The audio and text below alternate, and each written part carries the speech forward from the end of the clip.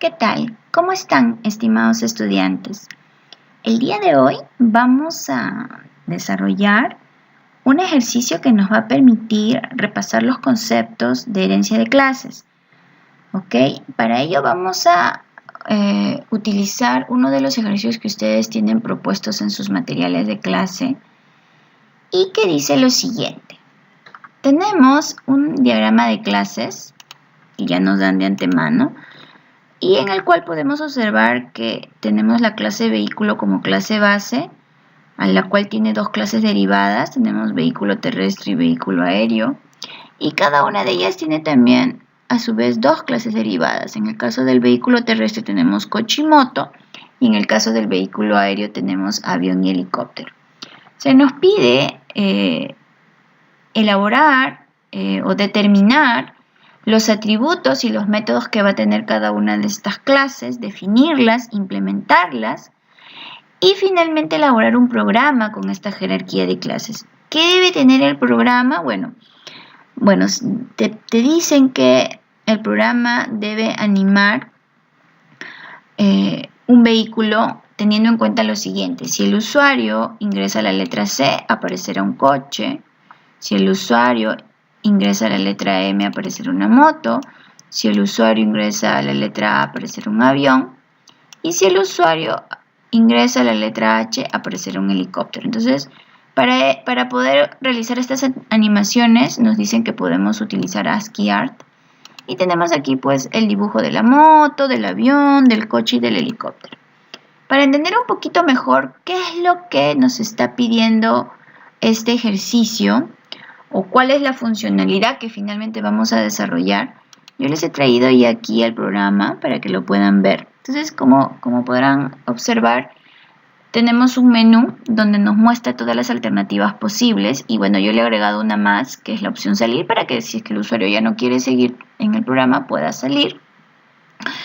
Y bueno, entonces, digamos que yo ingreso cualquier letra, me va nuevamente a decir selecciona una opción. Digamos que yo escojo el coche y miren, se borra la pantallita y automáticamente aparece en algún punto de la pantalla el coche y empieza a moverse a lo largo del eje X. Si quisiera que nuevamente aparezca el menú de opciones, presiono cualquier tecla, digamos Enter, y nuevamente aparece el menú de opciones. Podría yo seleccionar esta vez moto. Y nuevamente de manera aleatoria se genera el dibujo en algún punto XY y empieza a moverse. Lo mismo sería para el avión, ¿correcto? Y lo mismo para el helicóptero, ¿sí? Ahí está. Finalmente, si el usuario quiere salir, le damos S y termina de ejecutarse el programa, ¿ok? Muy bien, entonces esa es la funcionalidad que me están pidiendo, pero me la están pidiendo utilizando esta jerarquía, ¿ok? Entonces, eso es muy importante porque este problema lo podríamos desarrollar sin utilizar herencia de clases, ¿correcto? Pero este ejercicio en particular nos está pidiendo que utilicemos justamente este diagramita que está allí. Entonces, cuando tengamos que desarrollar un ejercicio utilizando herencia de clases, tenemos que entender muy bien el concepto de herencia. El concepto de herencia nos dice que las clases derivadas heredan los atributos y los métodos de nuestras clases bases, ¿sí? En este caso, coche, moto hereda de vehículo y a su vez hereda de vehículo terrestre y a su vez hereda de la clase vehículo.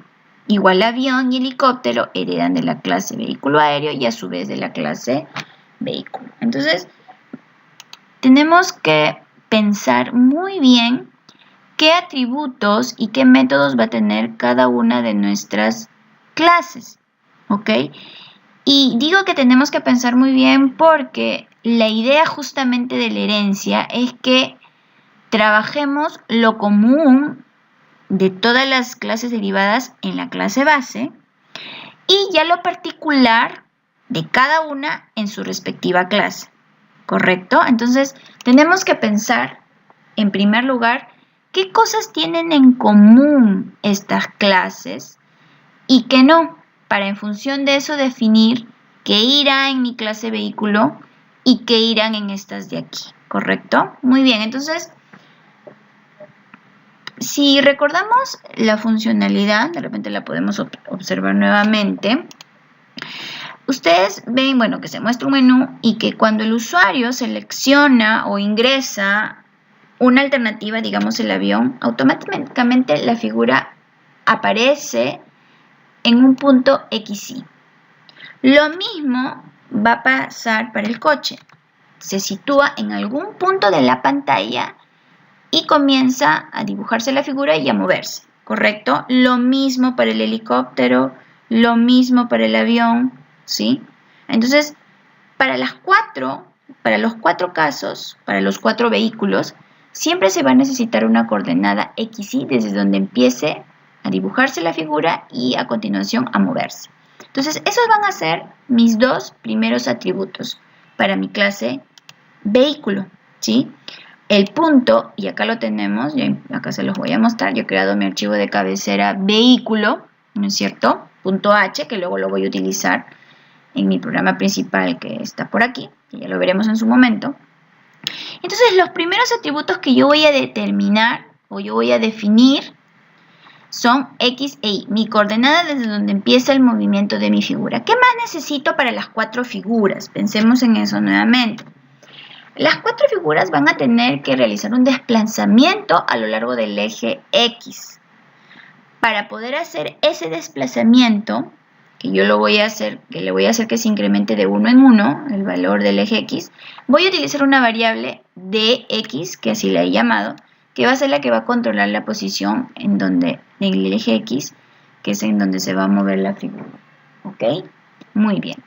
¿Qué otros atributos en común van a tener estas 4 figuras? Bueno, si ustedes se dan cuenta, y lo vamos a ver aquí mejor, se ven las figuritas. Si ustedes pueden observar, estas 4 figuras no son más que una matriz de caracteres, ¿verdad? Cada uno de estos es un carácter, ¿ok? Entonces, si lo miramos como una matriz, podríamos decir fila 1, fila 2, fila 3, fila 4, ¿correcto? Es una matriz, obviamente, de caracteres. Y columna, tenemos acá la columna 1, luego la columna 2, la columna 3 y así sucesivamente. Lo mismo pasa con este de aquí y con este de aquí. Bueno, en este caso obviamente tiene una cantidad de filas que son 2. En este tiene obviamente mucho más, esta tiene otra más. Cada una de estas figuras son matrices de caracteres y cada una tiene una cantidad de filas y una cantidad de columnas específica, que no es igual, ¿correcto?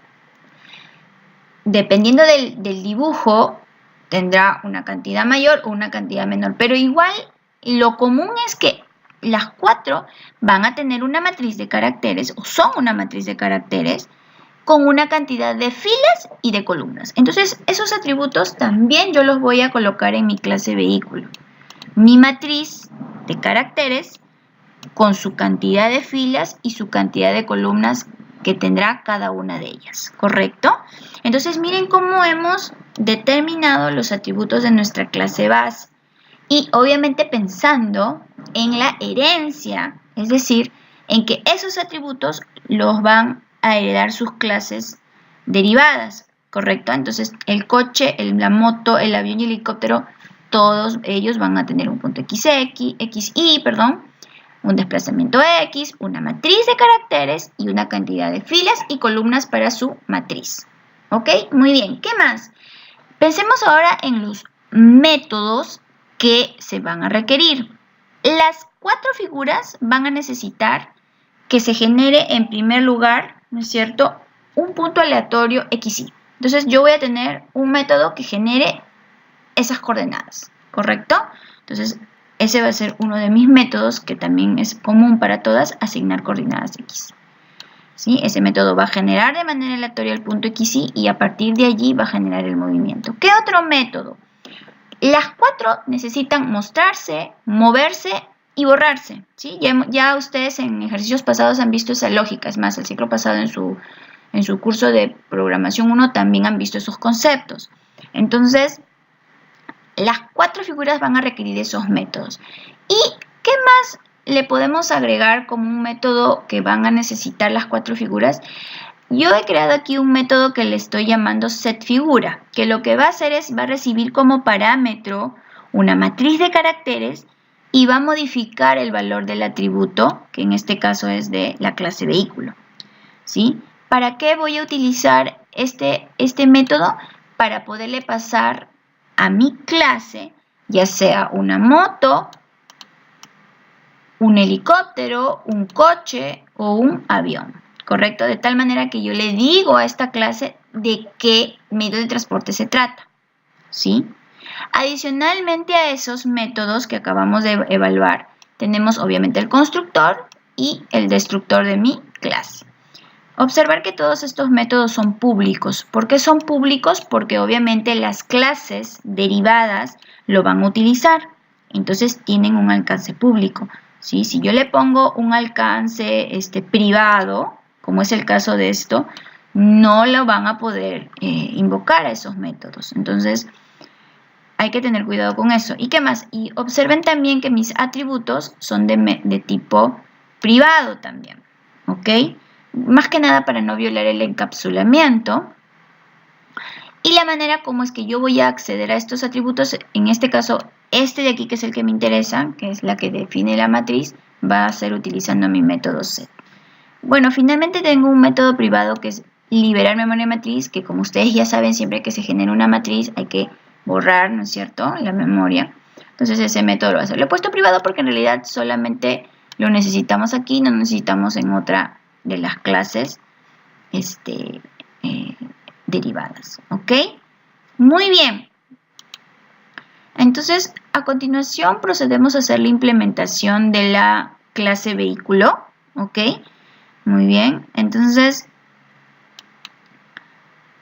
vamos a explicar. Tenemos en primer lugar nuestro constructor.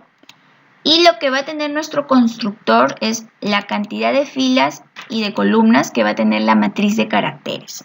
Hemos dicho que cada una de las figuras son matrices compuestas de una cantidad de filas y columnas. Varía, sí varía. Depende de qué, de si es moto, si es avión, si es helicóptero, ¿ok? O coche. Entonces, esos valores son los que yo le voy a pasar, ¿no?, aquí en mi constructor. Y también le voy a colocar un valor inicial al desplazamiento del eje X, que en este caso va a ser 1, ¿sí? Entonces mi X se va a ir incrementando de 1 en 1 para ir avanzando. Bueno, tenemos el destructor que invoca el método de liberar memoria matriz para liberar la memoria generada de la matriz. Entonces, luego tenemos nuestro método set, que lo que hace es actualizar el valor de mi atributo, en este caso mi matriz. Le voy a pasar una matriz y eso lo actualizo. El método que libera la memoria de la matriz, que ustedes ya eso lo conocen, ya lo han visto en sus clases de matrices del ciclo pasado. Mi método que asigna de manera aleatoria mi coordenada x, y, ¿ok? Utilizando la función rand. Y el método del mostrar, mover y borrar, que va a ser el mismo para las 4 figuras. Entonces, si ustedes pueden observar, ya han trabajado con matrices, estamos utilizando el doble for, el set cursor position para la posición de las coordenadas x, y, ¿no? Y luego tenemos que si el carácter es vacío, no se escribe nada, se escribe espacio en blanco, y si no, se escribe el carácter. Entonces, mediante este método estamos mostrando la figura, ¿sí?